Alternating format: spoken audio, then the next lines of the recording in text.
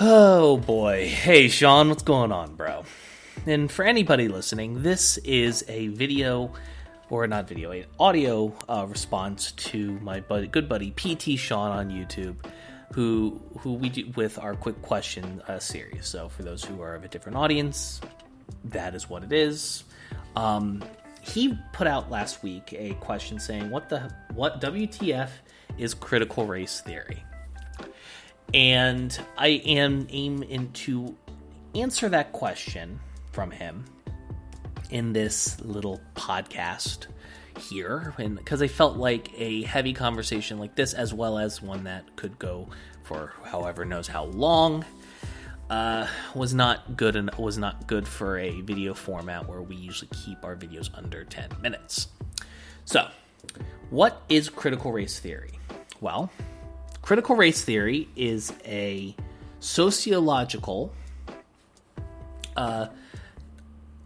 lens at which you look at U.S. history from how systems oppressed people and both like of basically oppressed people of different minority groups and or just protected classes of people, the black, brown, alphabet mafia,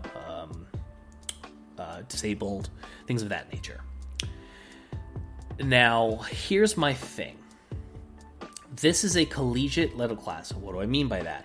This is a college level class. This isn't even an AP class. This is something that you learn at high level sociological classes when you're a lawyer, when you're a psychology thing. Like, this is like, and it's even then, it's not at any university. The people that created this theory were scratching at boundaries at a time when they were just then realizing, oh, maybe there is systematic problems, and they were taking it even further. It's interesting to look into, to say the least, just from like a historical lens, but that is the answer to what is critical race theory. So you guys are wondering, like, then what's the problem? Obviously, they're not teaching this, a college level like sociology to middle schoolers and elementary schoolers. Well, you'd be correct.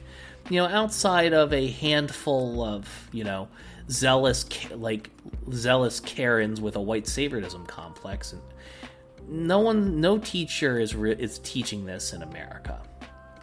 So you guys are like, and what's the controversy? What's the issue then? Well, the problem is that media figures and or what I like to call the conservative spin machine, has whipped everybody up into a tizzy and made CRT the culture war issue of the moment. And how did they do that? Well, they have reclassified CRT, critical race theory, as learning about anything that would make white people uncomfortable in a classroom setting. So make no mistake, there are plenty just straight up historical facts of things that our country, that the United States has done that are just straight up bad. And they want to, this is basically in a nutshell, for anybody who wants to drop off after this, critical race theory, as the right wing has redefined it, is effectively just whitewashing history. It is rewriting history in the sense of, we're just not gonna fucking teach it. Now, why is that? How does that erase history? Well, we'll think about something like the lost cause fallacy. It was or the states' rights fallacy with the Confederacy. Let's take the states' rights one because I'm more familiar with that. They said that they say that the Civil War wasn't about slavery; it was about states' rights. A states' right to what? A states' right to own slaves. You can while that is factually true, and every, our history books state as such, every all of that. The fact of the matter is that in large parts of this country, people were taught either glossed over or never addressed. That was either the slavery issue was glossed over or never even addressed in a large amount of Americans, especially in South and rural areas, in Southern and rural areas. That was just a thing, and so when you have a large majority of Americans who don't even believe what the real history of things, and they say, nah, that's not true, that's not what I learned, in that era, that good old American arrogance of I know what I know, and who are you to tell me differently, is kind of what they're going for with critical race theory here. Now, I think there's other reasons too, there's probably some boomers that don't want, their grandkids or great-grandkids to see pictures of their mama throwing rocks at 5-year-old children going, with the forced integration in Mississippi. Because... So that's a whole other thing. Also, there's also and this is before we get back into just kind of the debunking here. There's a lot of the guilt over what in American history. Are you saying that white children are going to empathize more with the slaveholders than abolitionists like John Brown? I don't know about you, but I would say I would have, as a kid, identified more with John Brown, his raid on Harper's Ferry, and all those and those things. So no, I don't. So no, I don't think there are facts about history that are just patently uncomfortable. We did about 4 to 6 months of just straight up. My entirety of my 6th grade education was about the Holocaust and learning about that. I think that was important.